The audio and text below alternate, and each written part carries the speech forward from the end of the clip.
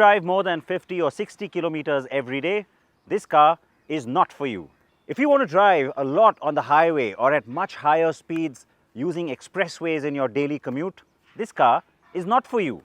If you need a lot of luggage space, you want to be able to have that option almost on a regular basis, this car is not for you.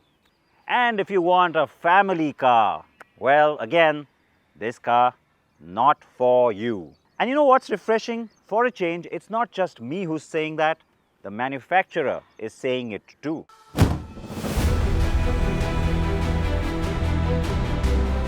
Yes, this tiny little thing is called the MG Comet.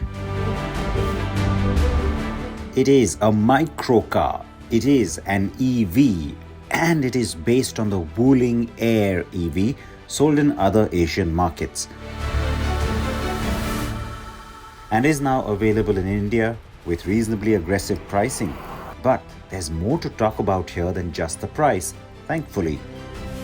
Because the Comet is not your regular electric car. Oh well, it's not a regular car either. So it's not a conventional car, it's not for everyone, it's kind of purpose built, and you know what, it looks like that too. So the idea is to be like a real city car. It's very upright, it gives you a sense of space in the cabin in terms of being a tall boy, and then it's very obviously different looking. So in a way, almost screams that yes, I'm electric, yes, I'm different.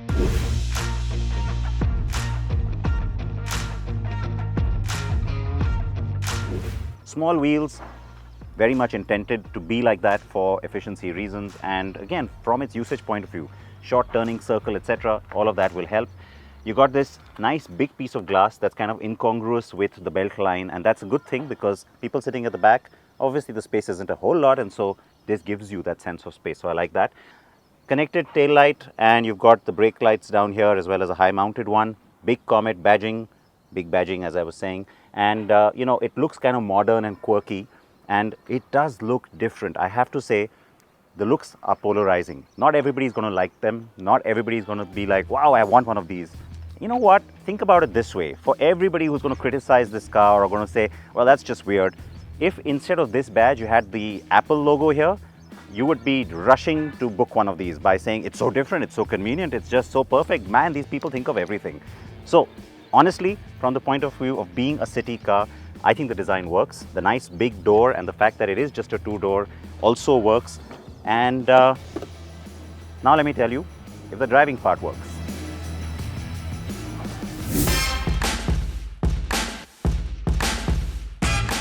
If you thought the exterior was modern, it is more so on the inside.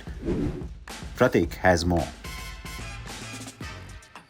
In all the variants, you will get a white and off-white theme, so you get nice soft touch materials on the dash, also on the side panels of the door panels, as well as you get a nice white seat. But my issue with this color, particularly in this color, is that it's going to catch dust particles very soon, so maintaining it is going to be a very tricky affair. The all-white theme is in keeping with the modern gadgety feel this car has, and honestly the light palette adds to a sense of space. Now, despite the fact that this is going to be an under 10 lakh car, MG has made sure that you get a lot of features inside the car. So first of all, this party piece is going to be a single panel floating display, which is quite unique considering it's going to be a very budget car. The functions are quite slick, they're quite smooth, and it looks really good. The vibrant colors really pops out and looks really gorgeous. A selector button hidden behind the steering wheel lets you choose between different drive modes. Hard press this and you can switch between the 3 regen modes as well.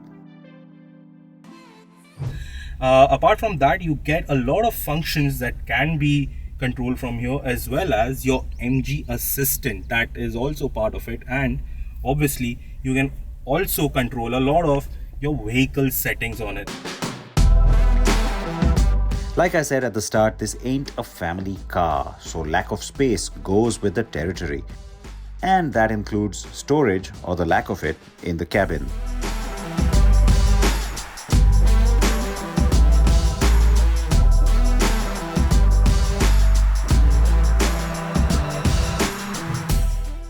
then remember, it is a tiny car and meant to be one.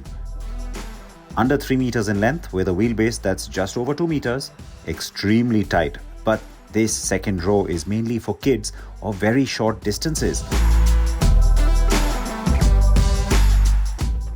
Access to the back is easy if you're not above average sized though, because then it may not be so easy or as comfy. But the tall boy design means headroom is great. On the whole, like I said, this is more for the kids. The boot space, if you can call it that, is designed for a slim laptop bag. If you've got more stuff, the rear seats fold down individually, which is not bad, assuming you don't have rear passengers. Interestingly, the Comet uses a battery pack sourced from Tata Autocomp, an ancillary unit of the Tata Group. Now, in most electric cars, when you push down the accelerator, the car just zips ahead. You get that instant torque. I have to say that on the Comet, it isn't quite like that, but it doesn't mean that it's sluggish. It doesn't make it slow. And given the purpose that you're using this car for, you get plenty of response, even though it may not be like a typical electric. What I mean is, it's really nimble. You can switch lanes really quickly. You can do a quick overtaking maneuver. In fact, in traffic, this car, given its footprint, is actually really, really fun because of its maneuverability and because of that quick response.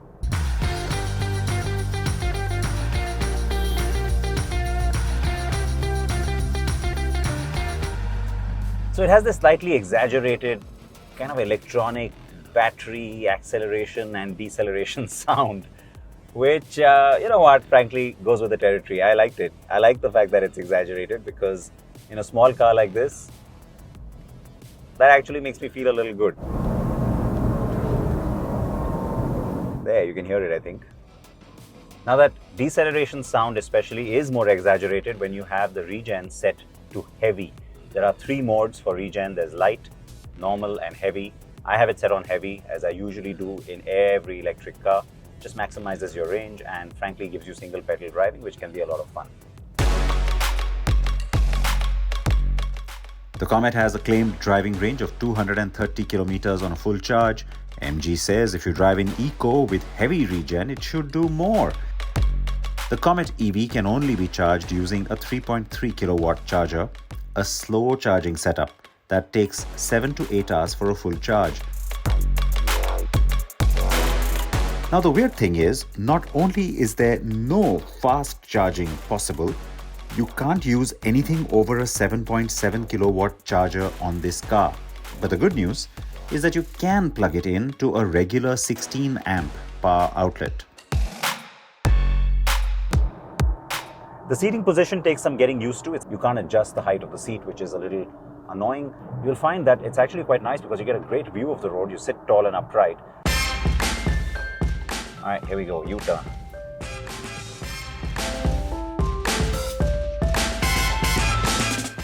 I actually had to open the wheel up a little bit, as you saw there, because it's just so nice and tight. Yeah, it's very easy to turn around. It's very easy to park. That goes with the territory of that compact footprint, which is its USP. The same can't be said about the suspension setup. Here's where the tiny wheels hurt, because you do end up feeling every pothole. And this is not the car for high-speed cornering. Not that I tried. The Comet meets India's current crash requirements, but we don't have the most stringent global NCAP tests on it as yet. Dual airbags, 3-point seat belts for all occupants, and even seatbelt warnings for all are standard. 4 to 6 airbags as an option would have been nice, even at higher prices. The reverse camera has better clarity than most cars in the budget segment. Tire pressure monitoring, rear parking sensors, and a manual parking brake round things off. Everything that I've told you about this car, or Pratik has, about its advantages and why it has been done this way by MG, all of that is true. It's all practical. On paper, it all makes sense to people. Because for everyone who says, yeah, I'd love my car to be, really compact, really easy to park, or I would love for it to solve all my urban traffic and usability problems that I face with my current vehicle.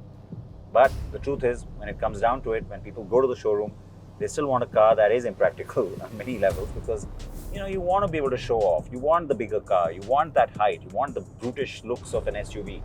Lots of reasons why people buy cars. It's not all just for practical reasons. And that's where the price is going to make the big difference, because even though I will tell you this car is not comparable to the Tiago EV, the inevitable comparison, not just for journalists, but even for consumers, is going to be with the Tiago EV. And undercutting that car just makes sense.